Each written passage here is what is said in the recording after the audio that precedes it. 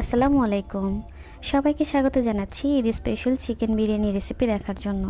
আজকের বিরিয়ানিটি রান্না করব প্যাকেট মশলা দিয়ে, আর খুবই অল্প সময়ের মধ্যেই এই বিরিয়ানিটি রান্না করতে পারবেন। ঈদের দিনে সকাল বা দুপুরের জন্য একটি পারফেক্ট রেসিপি। তাহলে চলুন শুরু করি। বিরিয়ানিটি রান্না করার জন্য প্রথমে একটা প্যান গরম করে এর মধ্যে প্রায় 1 কাপ পরিমাণ সয়াবিন তেল দিয়ে দিয়েছি। এরপর দিয়ে দিচ্ছি 4 টেবিল চামচ পরিমাণ কুচি করা পেঁয়াজ। পেঁয়াজটাকে একেবারে গাঢ় বাদামি রং করে ভেজে নিব।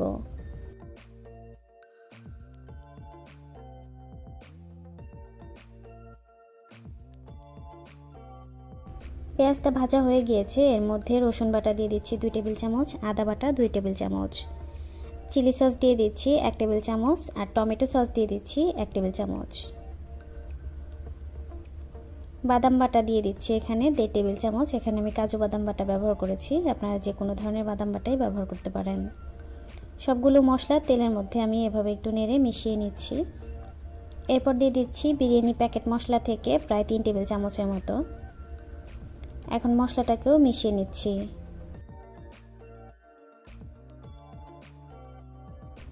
এরপর দিয়ে দিচ্ছি 1 টেবিল চামচ পরিমাণ লবণ। মশলাটাকে খুব ভালো মতো কষানোর জন্য 3 টেবিল চামচ পরিমাণ পানি দিয়ে দিচ্ছি। পানিটা মশলার সাথে মিশিয়ে দিচ্ছি আর রান্না করব একেবারে শুকিয়ে যাওয়া পর্যন্ত। পানিটা শুকিয়ে গিয়েছে, তেলটা উপরে চলে এসেছে। এখন এর মধ্যে কাঁচামরিচ দিয়ে দিলাম 3টা, আস্ত অবস্থায় দিয়েছি। এরপর মাংস দিয়ে দিচ্ছি 800 গ্রাম। আপনি যদি ঝাল বেশি খেতে পছন্দ করেন তাহলে মরিচগুলোকে একটু ভেঙে বা কেটে দিতে পারেন। মাংসটাকে মশলার সাথে খুব ভালোভাবে মিশিয়ে দিতে হবে। এখন আমি ঢেকে রান্না করব 7-8 মিনিটের জন্য। চুলার আঁচটা লো টু মিডিয়ামে থাকবে। ঢাকনা তুলছি 8 মিনিট পরে। মাংস থেকে পর্যাপ্ত পরিমাণে পানি বের হয়েছে, আর এই মাংসটা রান্না করার জন্য অতিরিক্ত কোনো পানি ব্যবহার করার প্রয়োজন নেই। আমি নিচের দিক থেকে একটু নেড়ে আবার ঢেকে রান্না করব পানিটা শুকিয়ে যাওয়া পর্যন্ত। পানিটা শুকিয়ে এসেছে, তেলটাও কিন্তু উপরে চলে এসেছে। এখন আমি মাংসটা চুলা থেকে নামিয়ে রান্নার পরবর্তী ধাপে চলে যাচ্ছি। চুলায় একটা প্যান গরম করে এর মধ্যে আধা কাপের থেকে একটু বেশি পরিমাণে তেল দিয়ে দিচ্ছি। দিয়ে দিচ্ছি 2 চা চামচ পরিমাণ ঘি। এরপর দিয়ে দিচ্ছি হাফ চামচ পরিমাণ জিরা, এটা অপশনাল, আপনি চাইলে দিতেও পারেন, আর ভালো না লাগলে স্কিপ করবেন। 4 টুকরো দিয়ে দিচ্ছি দারচিনি, 5-6টা দিয়ে দিচ্ছি এলাচ। পেঁয়াজ কুচি দিয়ে দিয়েছি 2 টেবিল চামচ। পেঁয়াজটাকে হালকা একটু ভেজে নিতে হবে, একেবারে ব্রাউন কালার করে ফেলবেন না, তাতে করে কিন্তু বিরিয়ানির রঙটা নষ্ট হয়ে যাবে। 1.5 টেবিল চামচ রসুন বাটা, 1.5 টেবিল চামচ আদা বাটা দিয়ে দিচ্ছি। আদা রসুনটাকেও পেঁয়াজের সাথে একটু ভেজে নিতে হবে।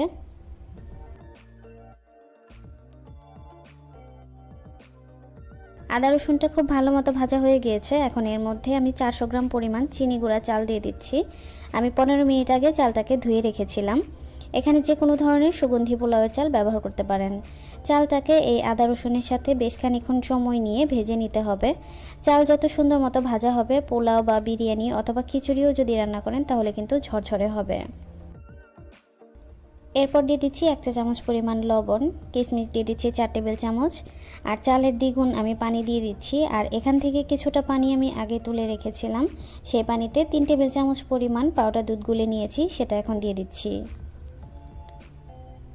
এখন সব কিছুকে আমি খুব ভালোভাবে একটু নেড়ে দিচ্ছি।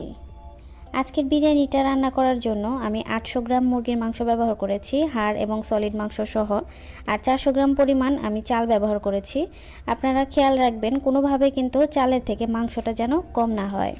বিরিয়ানির মধ্যে গন্ধের জন্য আমি 3টা আস্ত কাঁচামরিচ দিয়ে দিয়েছি, আপনারা চাইলে একটু ভেঙেও দিতে পারেন। চালটা এরকম ভেজা অবস্থায় থাকতেই আগে থেকে রান্না করে রাখা মাংসটা দিয়ে দিচ্ছি। এতে করে কিন্তু মাংসের মশলাটা সম্পূর্ণ বিরিয়ানিতে খুব ভালো মতো মেশানো যাবে। মাংসে থাকা এই মশলাটা চালের সাথে যত ভালোভাবে আপনি মেশাবেন, বিরিয়ানিটা খেতেও কিন্তু ততটাই ভালো লাগবে। এখন এর মধ্যে 6-7টা আলু বোখরা দিয়ে দিচ্ছি। এরপর খুব ভালোভাবে মিশিয়ে দিচ্ছি।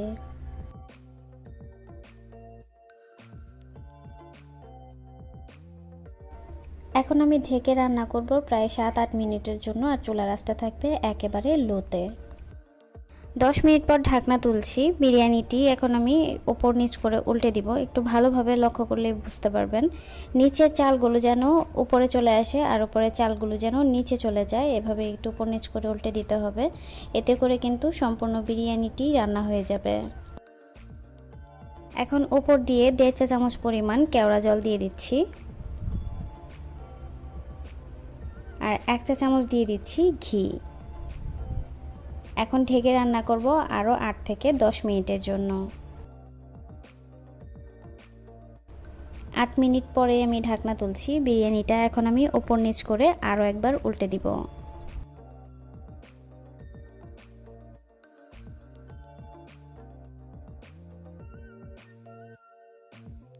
এখন আমি এখান থেকে একটা চাল তুলে চেক করে দেখাচ্ছি সেদ্ধ হয়েছে কিনা। চালটা কিন্তু সম্পূর্ণভাবে সেদ্ধ হয়ে গিয়েছে। আমি চুলা থেকে নামিয়ে নিয়েছি। গরম অবস্থাতেই বিরিয়ানিটি কিন্তু একেবারে ঝরঝরে হয়েছে, আর ঠান্ডা হলে আরও ঝরঝরে হয়ে যাবে। আশা করছি সবার কাছেই সহজ ও ভালো লেগেছে। আর রান্না তো সবসময়ই সহজ, তাই না? এবারে ঈদে অবশ্যই ট্রাই করবেন, আর কেমন হলো কমেন্টে জানাতে কিন্তু ভুলবেন না। দেখা হবে নতুন কোনো রেসিপি নিয়ে পরবর্তী ভিডিওতে। সে পর্যন্ত সবাই ভালো থাকবেন, আমাদের জন্য দোয়া করবেন। আজকের মতো এখানেই বিদায় নিচ্ছি। আল্লাহ হাফেজ।